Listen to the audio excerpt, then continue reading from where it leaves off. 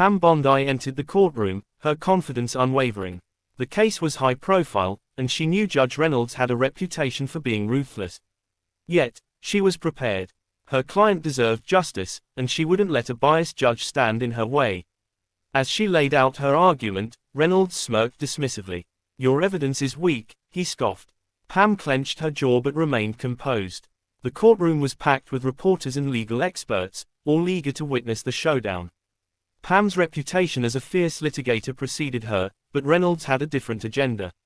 "Ms. Bondi, I suggest you rethink your approach before wasting this court's time," he sneered. The murmurs in the courtroom grew louder. Pam took a deep breath, knowing she had to keep her composure. "This evidence is critical to the case," Pam insisted.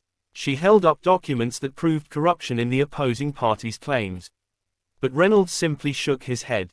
"Irrelevant," he muttered. Pam's eyes narrowed. Something wasn't right. The judge's attitude wasn't just arrogance, it felt like deliberate obstruction. She glanced at the jury, who also seemed uneasy about his behavior. Pam decided to push back. "Your Honor, refusing to acknowledge evidence that directly impacts this case is a violation of due process," she stated firmly.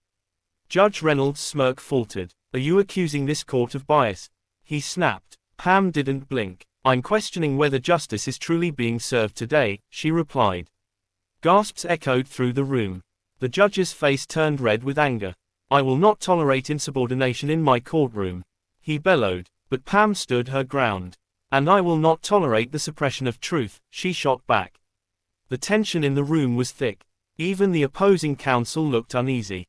Something was happening that no one had anticipated. The air was electric with anticipation. Suddenly, the courtroom doors burst open. Two uniformed officers strode in, their eyes locked on Judge Reynolds. The bailiff quickly whispered something to the clerk, who turned pale and handed the judge a note. He read it, his hands trembling slightly. The entire courtroom watched in stunned silence. A dramatic shift was about to take place, and everyone could feel it. "Judge Reynolds," one of the officers announced, stepping forward, "we have a warrant for your arrest." The courtroom erupted in gasps. Pam remained still, watching the scene unfold with quiet satisfaction. Reynolds' face drained of color. "What nonsense is this?" he spat. The officer remained unmoved. "You are under investigation for corruption, bribery, and obstruction of justice." Reynolds slammed his gavel down. "This is outrageous. I am the law in this courtroom," he shouted. The officer didn't flinch. "You were the law, but justice has caught up with you." The judge's hands clenched into fists. The audience murmured among themselves. Some were shocked, while others seemed unsurprised. Whispers of long-suspected corruption filled the air. Pam took a step forward. "It appears justice is being served after all, Your Honor," she said smoothly. The judge shot her a hateful glare. "This is your doing," he accused. Pam shook her head. "No, Your Honor, this is the result of your own actions." The officers moved toward Reynolds, their expressions unreadable. The weight of his crimes had finally caught up with him. One officer pulled out a pair of handcuffs. "Please stand up and place your hands behind your back," he ordered. Reynolds hesitated, his jaw tight. He had always been the one in control, handing out sentences, deciding fates. Now, the tables had turned. Slowly, he rose to his feet. The officers stepped closer. "You have the right to remain silent," one of them began. The courtroom buzzed with shock and excitement. Pam could see reporters scribbling furiously, knowing this would be front-page news. Reynolds scowled. "This is political," he barked. The officer ignored him. "You'll have your chance to defend yourself in court," he said firmly. "Just like you denied others their right to fair trials." His words stung, and Reynolds looked away. Pam crossed her arms as Reynolds was led past her. Their eyes met for a brief moment. "Enjoy your day in court," she said softly. He sneered but said nothing. The doors closed behind him, and the silence was deafening. The courtroom, once dominated by his presence, now felt different, lighter, almost relieved. Justice had taken its rightful place. The judge's arrest sent shockwaves through the legal community. News channels ran breaking stories, detailing years of corruption allegations that had finally been exposed. Pam's role in challenging his authority became a central point of discussion. But for her, it wasn't about fame or recognition. It was about ensuring justice was upheld, no matter who stood in its way. Later that evening, Pam sat in her office, scrolling through the headlines. She wasn't surprised by the public reaction.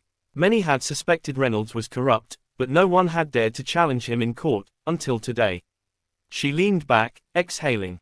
It had been a long battle, but she had done what was right.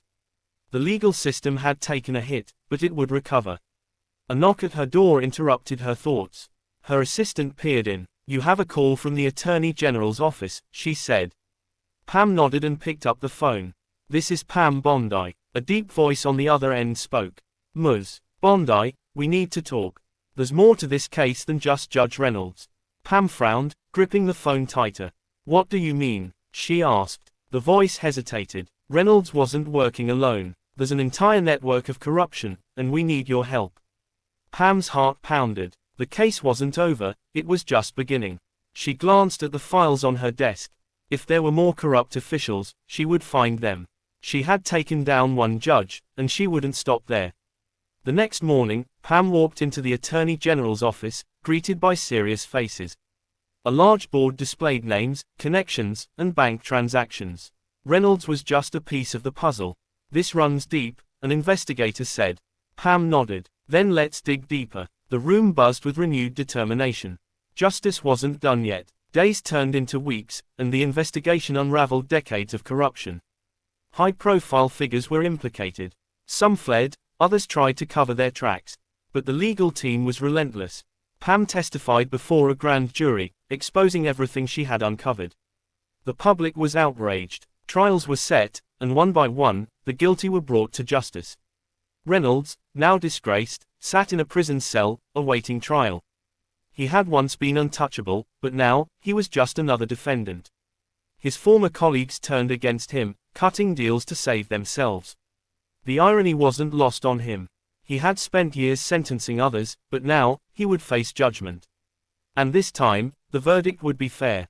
Pam continued her fight for justice, becoming a symbol of integrity in the legal world. She refused lucrative offers from private firms, choosing instead to work on cases that mattered. The battle against corruption was far from over, but she was ready.